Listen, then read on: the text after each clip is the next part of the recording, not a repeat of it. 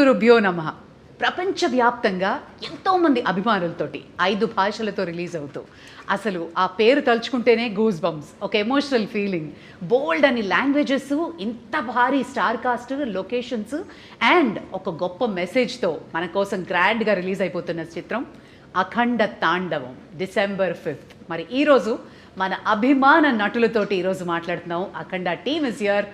బాలకృష్ణ గారికి నమస్కారం. నమస్కారం. ఎలా ఉన్నారు సార్? బ్రహ్మాండంగా ఉన్నారు. Hi Samyuktha, how are you doing? I am good. తెలుస్తుంది ఖచ్చితంగా విడుదల కాబోతుంది, ఎలా ఉంటుందో ఆనందం. Totally. And Harshali, welcome. Thank you. So beautiful you are looking Thank you and so much. Welcome to Tollywood. Thank you. Nandamuri Balakrishna గారు అంటేనే మాకు పిచ్చ అభిమానం. వాచ్ చేస్తున్న అశేష ప్రజానికానికి అఖండ 2 ఈ సంవత్సరంలో మాకు ఒక పెద్ద భారీ గిఫ్ట్. తెలుగు సినీ పరిశ్రమే కాకుండా 5 భాషల్లో, అది కూడా ఈ సంవత్సరం was a rocking year for you Bala sir. First పద్మభూషణ్లు అయ్యారు అండ్ ఈ సంవత్సరం భగవంత్ కేసరికి national award and world book of records. So 2025 ఎలా ఉండింది? చాలా బాగుంటుందండి. ముందుగా నాకు ఇంత ధన్యమైన జన్మనిచ్చిన నా తల్లిదండ్రులకు, ఇంత ధన్యమైన జన్మనిచ్చి నన్ను అందరి హృదయాల్లో ఆయన ప్రతిరూపంగా నిలిపినందుకు దైవాంశ సంభూతుడు, విశ్వానికి విశ్వ నట రూపం ఎలా ఉంటుందో చూపించిన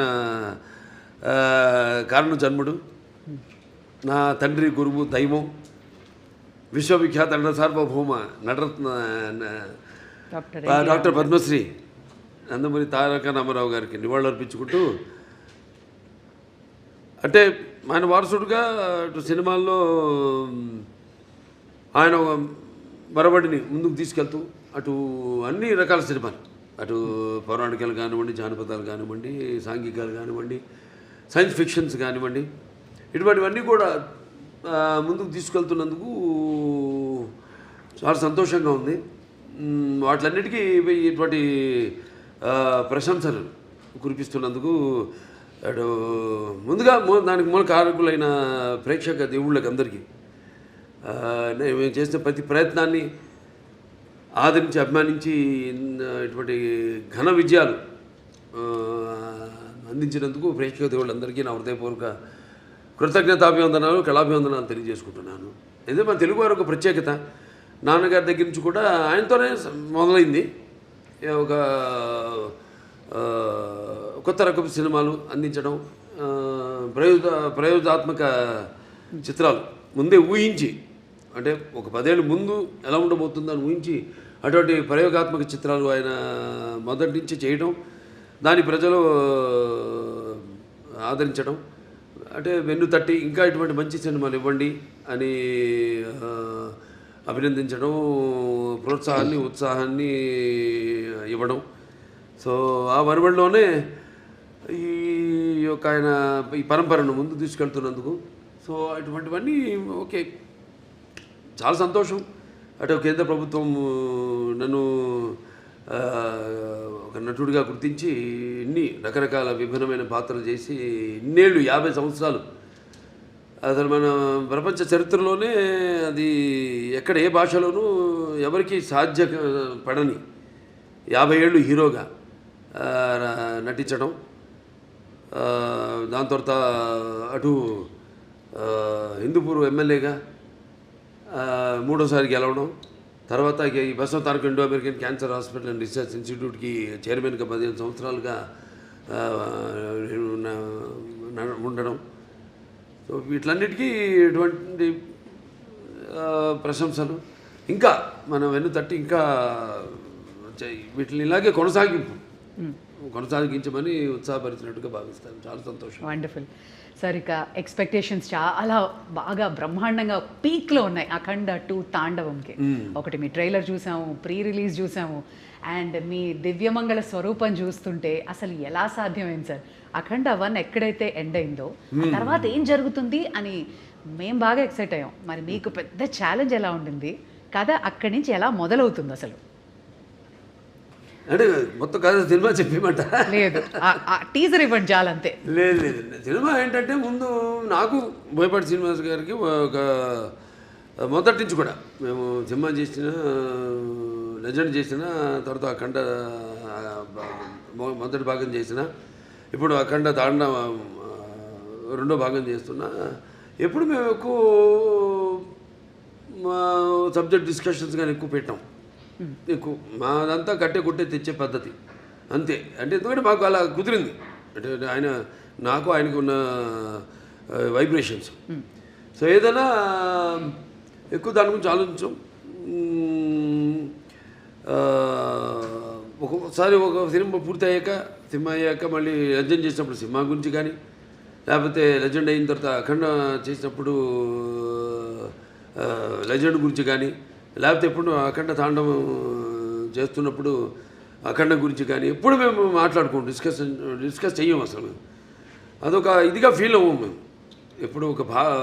అంటే ఒకరి మీద ఒక నమ్మకం మాకు. అసలు ఆ జార్జియాలో ఆ మైనస్ టెంపరేచర్స్లో మీరు అలాంటి గెటప్లో వస్తుంటే ఆ ట్రైలర్ చూసి నిజంగా ఒళ్ళు పులకరించిపోయింది సార్ మాకు. ఆ త్రిశూలంతో చేసిన ఫైట్ కానీ, ఆ ఐస్లో జనాలతో చేసిన ఫైట్ కానీ వాజ్ అమేజింగ్. మీకు చలనిపించలేదా, లేదా హౌ ఫోకస్డ్ వేర్ యూ? అంతేనండి, ఇక బాత్రూంలోకి వెళ్తే ఇక ఆకాశమే అంతే. ఇక ఏ మూడ్లో ఉంటాను ఏంటో. ఇప్పుడు ఒక పాత్రకి వెళ్ళేవాడు నాకు తెలియదు ఆ పాత్ర గురించి.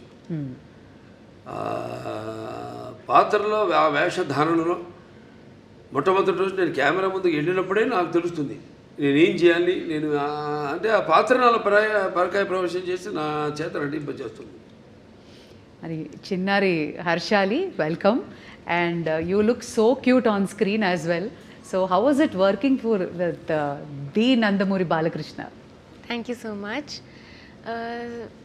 It was really amazing working with such a legend actor, such an experienced actor. He was really fun on sets. Like, he's really cool, he's really chill, and at the same time he's very down to earth. He's very caring.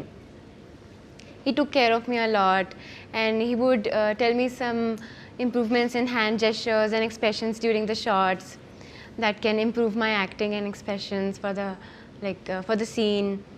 And in general, like, he took care of me a lot. I heard the story. ఎప్పుడు ఇచ్చి పుచ్చుకోవడం అండి అంతే. బాబా ఒకటి నాలో ఉన్న advantage, మా దర్శకులందరూ కూడా very sportive. ఏం నేను చెప్పినా అంటే వాళ్ళు తెలుసు నాకున్న అనుభవం కానీ, కాబట్టి వాళ్ళ పనికి కొంచెం తగ్గుతుంది. తెలంగాణ పక్క ఆర్టిస్టులకి నేను సజెషన్స్ ఇస్తూ ఉంటాను. ఇస్తున్నప్పుడు వాళ్ళు తెలుసు కదా, వాళ్ళ ముందే కెమెరా ముందు పక్కనే డైరెక్ట్ ఉంటాడు. ఇస్తున్నప్పుడు వాళ్ళంతా చాలా, ఎందుకంటే వాళ్ళకి తెలుసు నాకున్న అనుభవం, కాబట్టి వాళ్ళు ఎంతో అంటే చేయడం కూడా ఒక నా కర్తవ్యంగా ఒక బాధ్యతగా భావిస్తాను. అంటే మీరుంటే సెట్ అంతా ఎనర్జెటిక్గా ఉంటుంది అంటారు. కమ్ ఆన్ ఎవ్రీబడి, ఆ ఎనర్జీయే వేరు. అది ఆటోమేటిక్గా అందరు యాక్టర్స్కి ట్రాన్స్ఫర్ అయిపోతుంది. అండ్ మీ త్రయం బోయపాటి, బాలయ్య, తమన్, ఈ కాంబినేషన్కున్న ఆ మ్యాజిక్ ఏంటండి? ప్రతిసారి you just give us blockbusters. Director గారికి చెప్పానండి, ఇక మేము ఎలా ఒక సినిమా ముందు అంటే సెట్స్కి వెళ్ళక ముందు కానీ దాని గురించి ఎక్కువ ఆయన మీద నాకు నమ్మకం, పూర్తి నమ్మకం. Is a captain of the ship. అంటే అలా అని కాదు, ఇప్పుడు ఈ మొదటి నుంచి సినిమా నుంచి కూడా చూసుకుంటే కథ మొత్తం చెప్పడం మొదటి నుంచి, మళ్ళీ మొదటి భాగం అని రెండో భాగం ఇదంతా ఉండదు మా దగ్గర. నేను చెప్పాను మీకు కట్టే కొట్టే తెచ్చి అయిపోయింది, ఫినిష్ అయిపోయింది, అరగంటే అంత కూడా ఉండదు, 10 నిమిషాలు మాట్లాడుకుంటాం సబ్జెక్ట్ గురించి. సరే ఓకే లెట్స్ ప్రొసీడ్ అంటాను. ఇక ఎప్పుడు గెటప్లు ఏంటి, షూటింగ్కి ఎప్పుడు వెళ్దామని. అది తప్పితే ఒకరి మీద ఒకటి నమ్మకం. అంటే తర్వాత ఇక మన తమన్, ఆయనకేమో ఇప్పుడు మొన్నే చెప్పారు కూడా ఆయన, ఇట్లా ఎలా ఉండబోతుంది సినిమా అని. ఆయన సంగీతపరంగా ఏముంది, ఇప్పుడు ఒక మనం చేసి ఆయన బ్రహ్మాండంగా ఆయన బాణీని సమకూర్చడానికి విషయం ఉన్నప్పుడు, ఆయనకి ఇచ్చినప్పుడు, ఇక ఆయన అంటుంటాడు శివుడే నాలో పరకాయ ప్రవేశం చేసి అందరిలో. ఇప్పుడు ఈ సినిమాల్లో దర్శకుడు కానీ, నేను కానీ, తమన్ గారు కానీ, అందరిలో కూడా మొత్తం అందరిలో ఆ శివుడు పరకాయ ప్రవేశం చేసి మా అందరి చేత మామా పనులు చేయించాడు.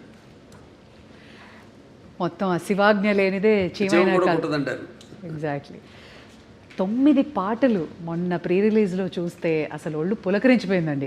సిస్టర్స్, సౌందర్య సిస్టర్స్, MS గంగాధర్ గారు, గంగాధర్ శాస్త్రి గారు, తర్వాత ఆయన మన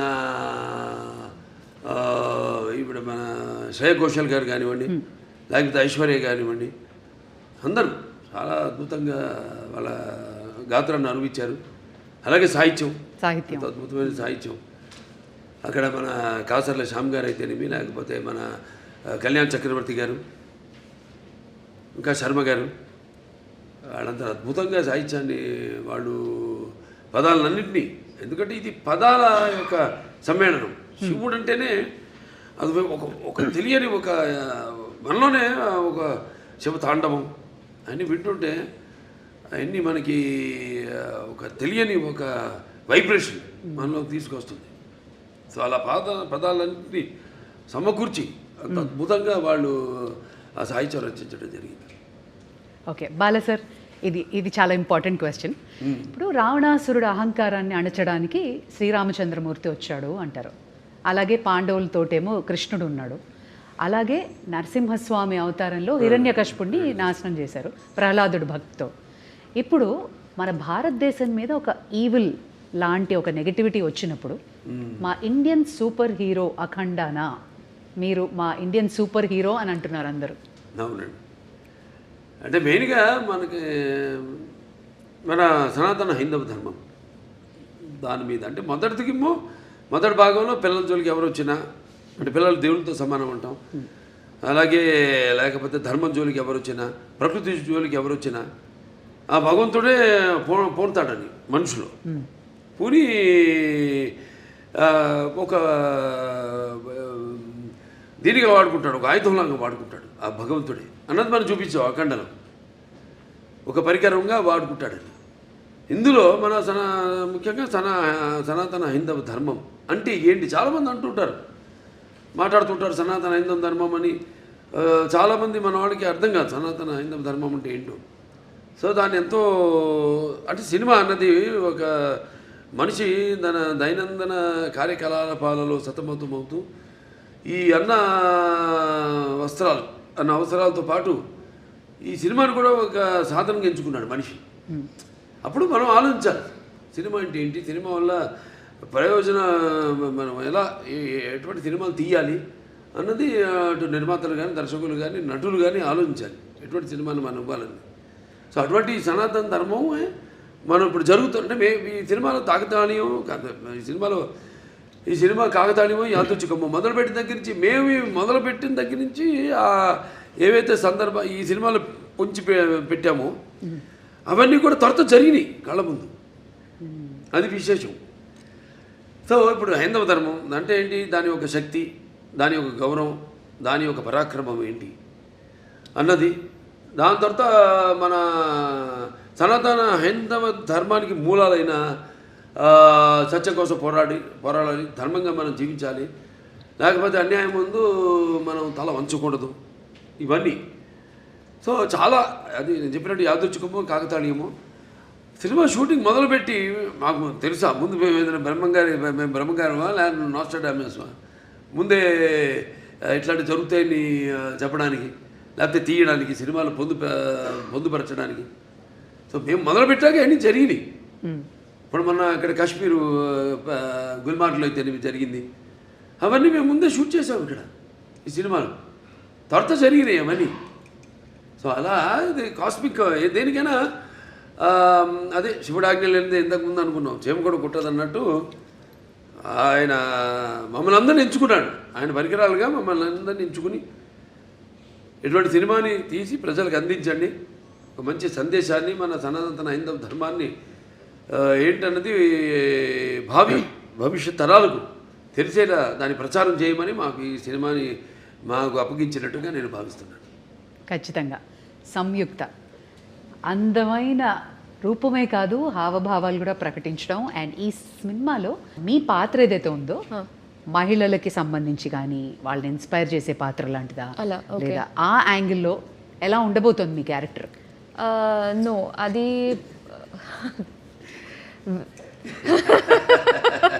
అందంగా ఉందని పాట రిలీజ్ చేసాం, పాట రిలీజ్ చేసాం మన సాంగ్ బ్రహ్మాండంగా.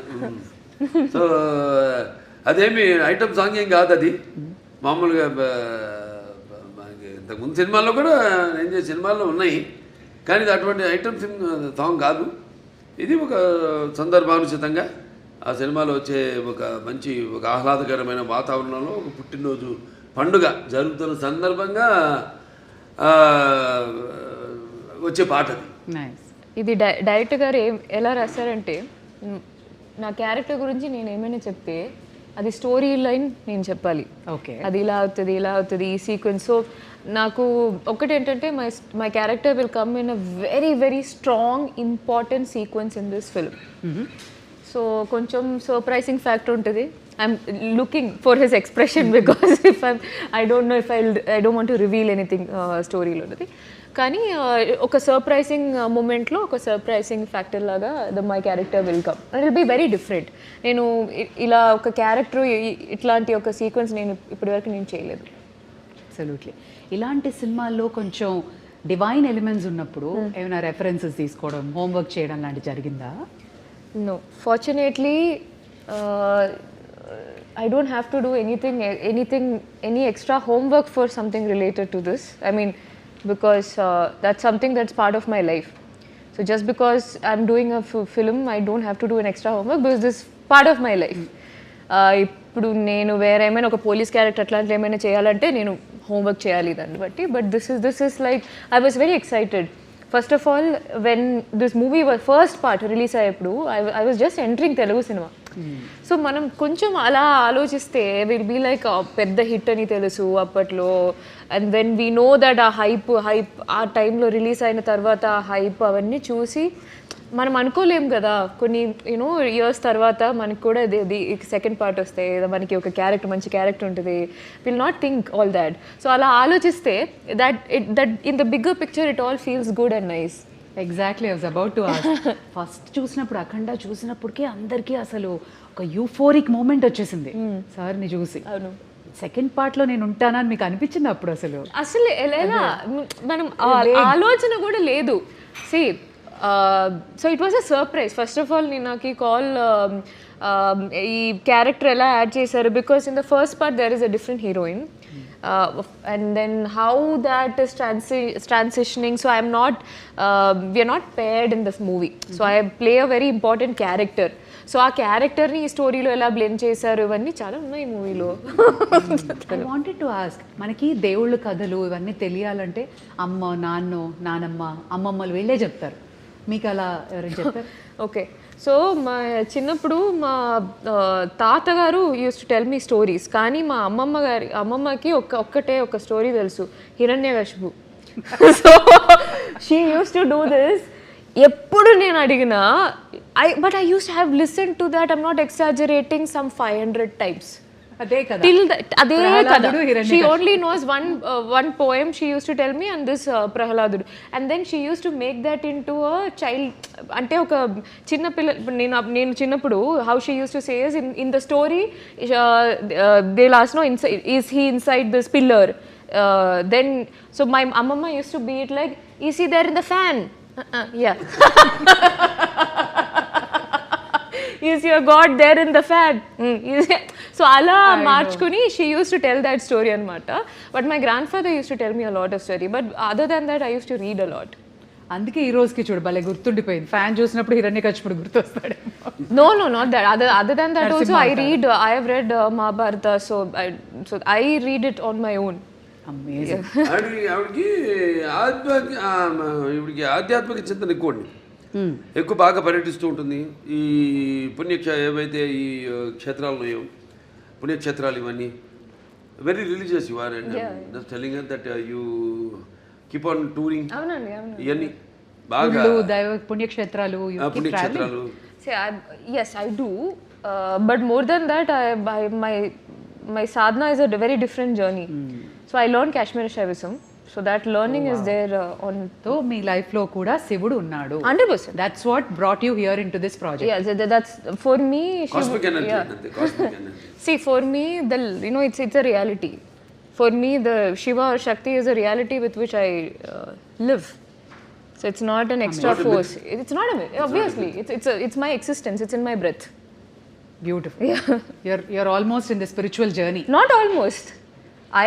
I was always in the spiritual journey from a very young age, and then I've been learning and practicing Kashmiri Shaivism for the last 5 years. Yeah, but never said that in any interview. We got it.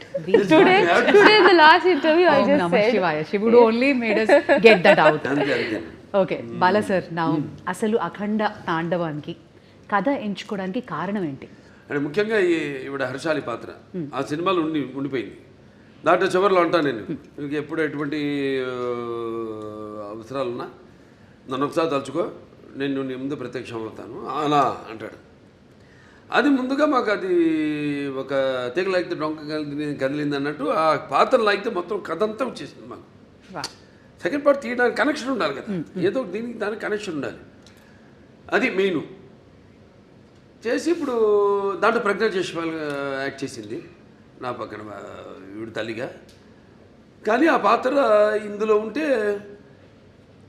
ఏం చేస్తుంది అన్నది పాత్ర ఊరికే పక్కన నిలబడి ఉండడం కాదు కదా, దాంట్లో ఎంత గొప్ప క్యారెక్టర్ అది, ఎంత ఉదాత్తమైన పాత్ర, ఎంతో అద్భుతమైన పాత్ర, చాలా బాగా బ్రహ్మాండంగా చేసింది ఆవిడ, న్యాయం చేసింది ఆ పాత్రకి. ఆ పాత్ర ఇప్పుడు ఈ సినిమాలో ఏం చేస్తుంది మనం ఆలోచించాం అంతే. అంటే మేము చెప్పా కదా, నేను ఎక్కువ ఆలోచించాలి ఎక్కువ ఉన్నాను, ఆ పాత్ర ఏమవుతుందని ఆలోచించి ఫోటో కట్టేసాం, దండేసేసి కాల ప్రవాహంలో శివకి అయిపోయింది, లింగ ఎక్కువ అయిపోయింది. లేకపోతే సినిమా నిడివి ఏదైతే మన కోలమానం ఉంటుందో సినిమా ఎంతసేపు మనం కూర్చోబెట్టాలి, జనాన్ని అన్నది ఇంపార్టెంట్. ఇవాళ చూస్తున్నాం 3 గంటలు దాటి సినిమాలు, కథ ఉంటుంది కానీ ఒక చిన్న పాయింట్ దాన్ని 3 గంటల పైన సినిమాలు ఏంటో అర్థం కాదు. మేము ఇప్పటికి ఇంత పెద్ద సినిమా తీసి, పెద్ద సినిమా అంటే ఎక్స్పెక్టేషన్. ఇప్పుడు దాంట్లో ఎందుకు పెద్ద అంటున్నానంటే, అఖండ మొదటి భాగం విడుదలైంది కోవిడ్ టైంలో, పాండమిక్ టైంలో. ఇప్పుడు ఎవరికి ధైర్య సాహసాలు వాళ్ళ సినిమాలు విడుదల చేయడానికి ఎవరికి అంత ధైర్య సాహసాలు రాలేదు. చూస్తారా అసలు జనం బయటకు వస్తారా, ఆ మూడ్లో వచ్చి చూస్తారా అన్న ఒక భయం, ఒక ధైర్యం లేక అప్పుడు మేము ఈశ్వరుడి మీద భారం వేసి సినిమాని రిలీజ్ చేయడం జరిగింది. అఖండమైన విజయం సాధించింది. అలాగే ఈ సినిమా తర్వాత మిగతా సినిమాలన్నీ రిలీజ్ అయినాయి, మన తెలుగులో కానివ్వండి, బాలీవుడ్ కానివ్వండి, టాలీవుడ్ కానివ్వండి, కాలీవుడ్ కానివ్వండి, ఏది ఎక్కడన్నా మనకి ఈ సినిమా రిలీజ్ అయిన తర్వాత. సో అదొక నమ్మకం మాకు. సో ఈ సినిమాలో మీ పాత్ర ఉంది కాబట్టి ఈ నిడివి అన్నది ఒక చాలా ఇంపార్టెంట్. నాకు మామూలు సినిమాల కంటే కొంచెం పెట్టుకుంటా ఎక్స్ట్రా, ఎందుకంటే నా సినిమాలన్నీ కొంచెం లార్జర్ దెన్ లైఫ్ అన్నీ.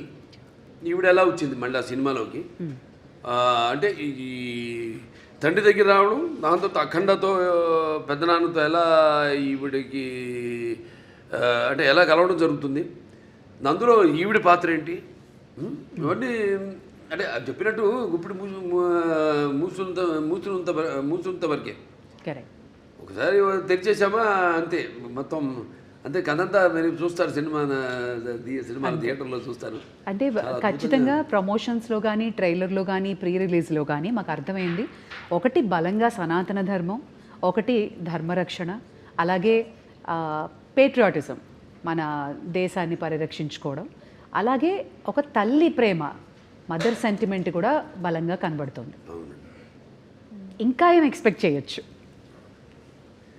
లేదు అదే తల్లి పాత్ర నేను చూస్తాను స్క్రీన్ చాలా అద్భుతంగా, అది అంతవరకే. అది ఏ పాత్ర అయినా సరే, ఏ పాత్ర అంటే మీ ముందు నిలబడాలంటే ఒక విలన్కి చాలా మనోబలం ఉండాలి, బుద్ధి బలం ఉండాలి, అండ్ విగ్రహ బలం కూడా ఉండాలి.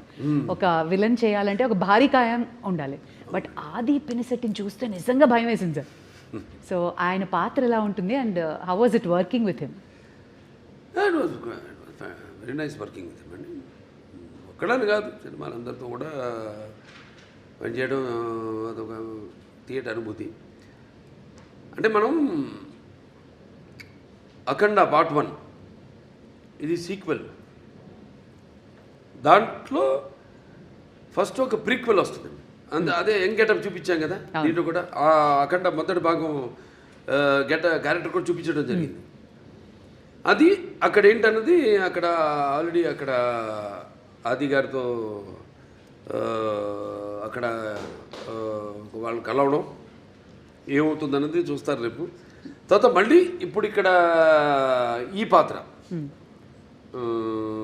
తర్వాత ఈ పాత్రలో వచ్చే ఈ అఖండ పాత్ర అయితే ఉందో దాంతో మళ్ళీ ఎలా కనెక్ట్ చేశారన్నది సస్పెన్స్.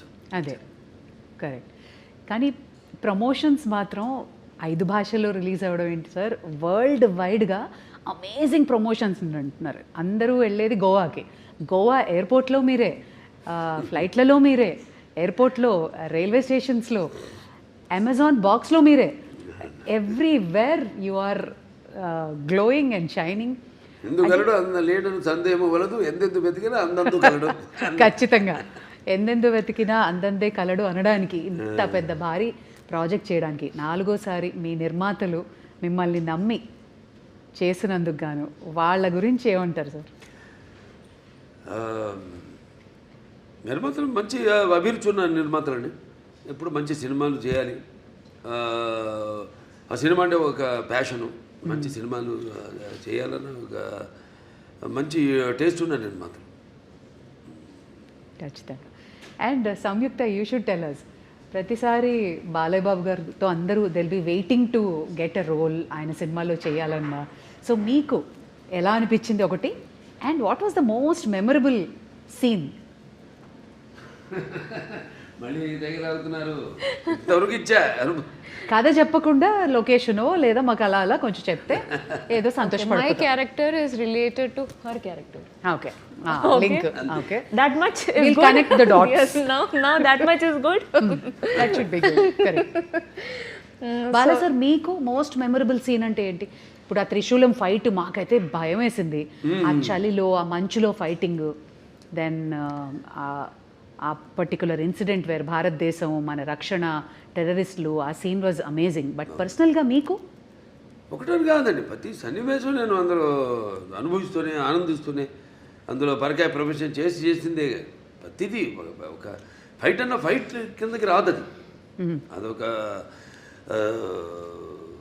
ఫైట్ కోసం ఏదో జనం కోసం కావాలి ఫైట్లు, ఏదో 4 ఫైట్లను 5 పాటలను 6 పాటలను కాకుండా ఇప్పుడు ప్రతిదీ దానికి సందర్భానుచితంగా పోరాటాలు కానీ అవన్నీ ఉండను. సో మా గుర్తుండిపోయే సీన్స్ అందరికీ కంట నీరు తెప్పించే సన్నివేశం తల్లి కొడుకుల మధ్య ఒక సన్నివేశం ఉందండి. అద్భుతమైన సన్నివేశం. అసలు చూస్తారు రేపు, ఎందుకంటే ఎవరు ఊహించరు అటువంటి సన్నివేశం. ఎంతో అద్భుతంగా దాన్ని ఊహించి దాన్ని తీయడం, దానికి రూపకల్పన చేయడం జరిగింది. అంత అద్భుతంగా చిత్రించడం జరిగింది. అలాగే క్లైమాక్స్లో డైలాగులు అయితే ఏమన్నా మొన్న టీజర్లు కూడా రిలీజ్ చేసాం. అలాగే ఒకటని కాదు, ఒక సన్నివేశం కాదు, అన్నీ మన ఆది గారితో సన్నివేశాలు అయితేనేమి, లేకపోతే మా మధ్య ఉన్న నాకు సంయుక్త మధ్య ఉన్న చిన్నపాటి ఎంటర్టైన్మెంట్, ఒక ఎంటర్టైన్మెంట్ అయితేనేమి, ఒక హర్షాలి నా మధ్య ఉన్న ఇద్దరి మధ్య, అంటే తండ్రి పెదనాన్న, అంటే ఈ అఖండ పాత్ర ఇద్దరు కవులను, కానీ ఇద్దరితో ఉన్న సన్నివేశాలు అయితేనేమి చాలా అద్భుతం. ఎక్స్ట్రాడినరీ తీయడం జరిగింది. ఎక్స్ట్రాడినరీ ఊహించి దాన్ని ప్రజెంట్ చేయడం జరిగింది. బాలా సార్, మీ అభిమానులందరికీ తెలుసు మీరు అపారమైన భక్తి, చాలా మీ నరాల్లో, మీ జీవితం అంతా శివమయమే కాదు, అందరి దేవుళ్ళని ఆరాధిస్తారు.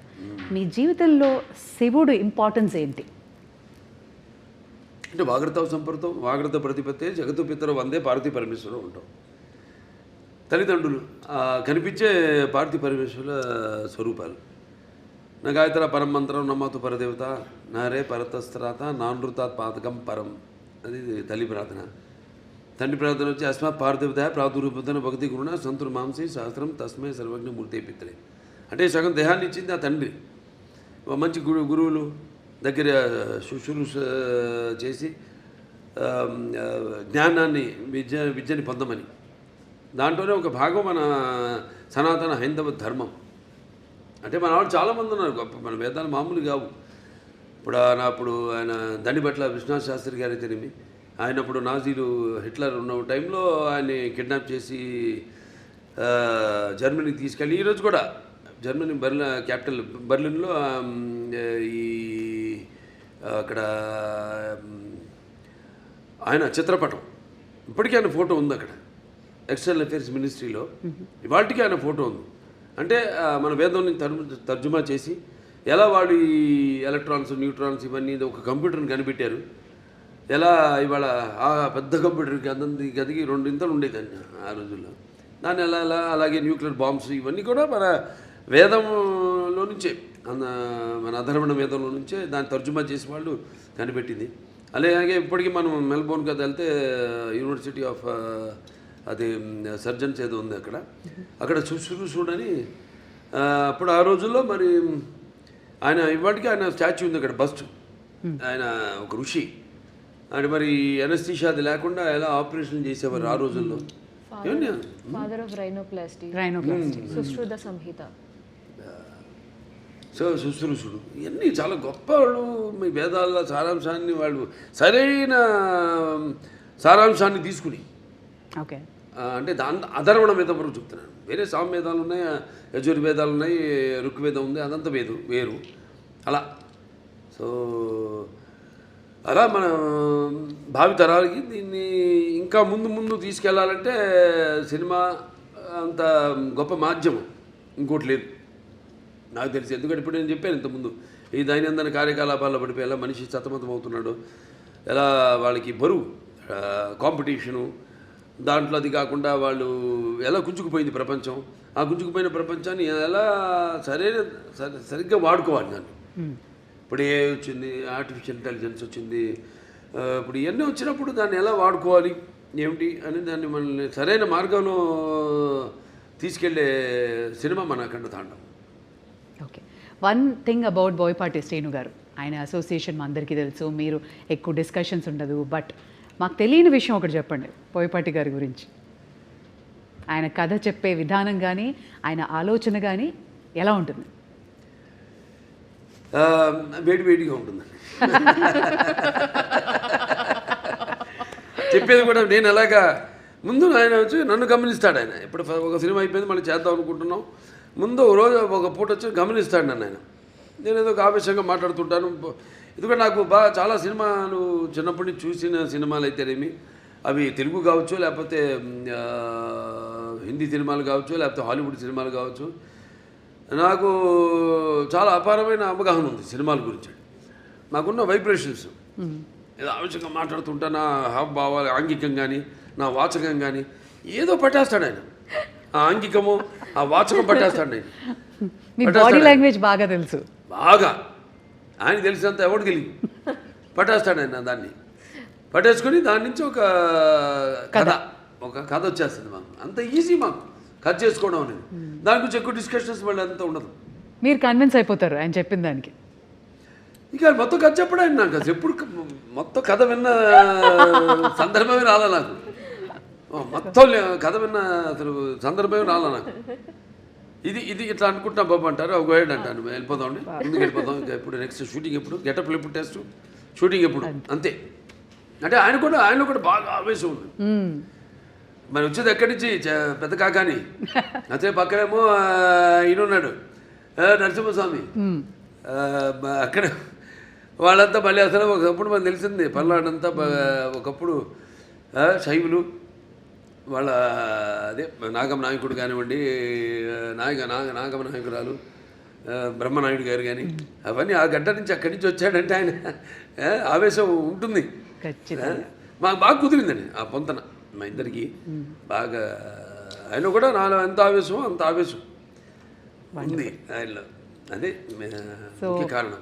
ఎప్పుడెప్పుడు అని ఎదురు చూస్తున్న మీ అభిమానులు సో మీ ఫ్యాన్స్ అందరికీ అఖండ తాండవం రిలీజ్ సందర్భంగా చెప్పదలుచుకున్నది ఏంటి? వాడిని చెప్తున్నాను, నేనేం చెప్పనండి. అంటే ఫ్యాన్స్ అది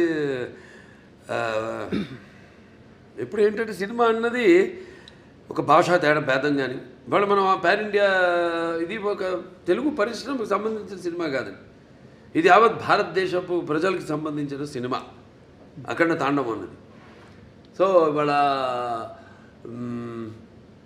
ఈ సనాతన ధర్మం ఉన్నది, సనాతన హైందవ ధర్మం ఉన్నది నేను చెప్పాను. మేము ముందు అనుకున్నంత చిత్రీకరించడం పూర్తయ్యాక అన్ని జరిగినాయి సన్నివేశాలు ఏమి జరుగుతున్నాయో వాటికి ఎలాగో అంత కాస్మిక్ కనెక్షన్ అంటాం. సో అలా ఈ యొక్క సినిమాని వాడు ఎప్పుడు ఒక భాషా భేదం కానీ సినిమా అంటే ఒక ఏమంటే భాషా భేదం కానీ లేకపోతే ఆడమ్మగా తేడా కానీ లేకపోతే పండిత పామనాది పట్టువిడుపులు కానీ దానికే దారిద్రాది తారతమ్యములు కానీ దురభిమానులన్న అడ్డ గోడ ఉండదు ఇటువంటి సినిమాలు. నేను చేసిన ఏ సినిమా అయినా సరే, ఎందుకంటే నాకు అదృష్టం వరుసగా 4 హిట్లు ఇవ్వడం, అఖండ తర్వాత వీరసింహారెడ్డి తర్వాత నేలకొండ భగవంత్ కేసరి, తర్వాత డాకు మహారాజు, తర్వాత ఇవాళ అఖండ తాండవం అని అంటే ఇప్పుడున్న ఈ కాంపిటేటివ్ నాకెప్పుడు నేను అటువంటి ఆలోచించను. ఏ సినిమా ఇవన్నీ నాకు వాటికి దూరంగా ఉంటాను. ఇక నాకు అపారమైన అనుభవం ఉంది, దాన్ని నేను మన దర్శకులకి వాళ్ళకి చెప్పడం. నెక్స్ట్ మళ్ళీ మొదలు పెడుతున్నా మల్లేని గోపిచంద్ గారిది ఆల్రెడీ మనం ముహూర్తం చేసాం. సో నాకు అదృష్టం, అది చేసుకుంటూ వెళ్తున్నాం. ఇంకా డెఫినెట్గా ఇంకెన్నో ఉన్నాయి కథలు. ఏమైతే ఇప్పుడు నా సినిమా కథలు ఎలా ఉంటాయంటే పంచపక్ష పరమాణంలా ఉండాలి, ఏదో కట్టె కొట్టే తెచ్చేలా కాదు. అది ఓకే చేసే వరకు కట్టె కొట్టే తెచ్చే ఆ తర్వాత ఉంటుంది చాటంతా కథ. కానీ అన్నీ సమపాళ్ళల్లో ఏ రుచి ఎక్కువైనా ఏ రుచి తక్కువైనా అదన్నీ బ్యాలెన్స్ చేసుకుంటూ, ముఖ్యంగా నా పాత్రలే కాదు నేను చెప్పేది, నా నాయకుడే కాదు ప్రతి నాయకుడు కానీ లేకపోతే మా హీరోయిన్స్ క్యారెక్టర్స్ అయితేనేమి, లేకపోతే పక్కన మా క్యారెక్టర్తో సంబంధిత పాత్రలు అయితేనేమే కానీ వాటిని దృష్టిలో పెట్టుకుంటాం. ముందు వాటిని ఎంతవరకు వాటిని పెంచుకుంటూ వెళ్ళాలి, ఎంతవరకు ఆ పాత్రలు ఉండాలి ఈ సినిమాలో అనేది అన్నీ చేసుకుంటూ వెళ్తాం. Amazing sir. మరి ఇక అఖండ తాండవం అఖండ విజయాన్ని సాధించాలి అని, అలరించాలి అని, అండ్ ఈ సినిమా నుంచి మేము కూడా నేర్చుకోవాల్సినవి చాలా ఉండి పాటించాలని కోరుకుంటున్నాను sir. Wishing you all the very best. Thank you so much sir. Thank you.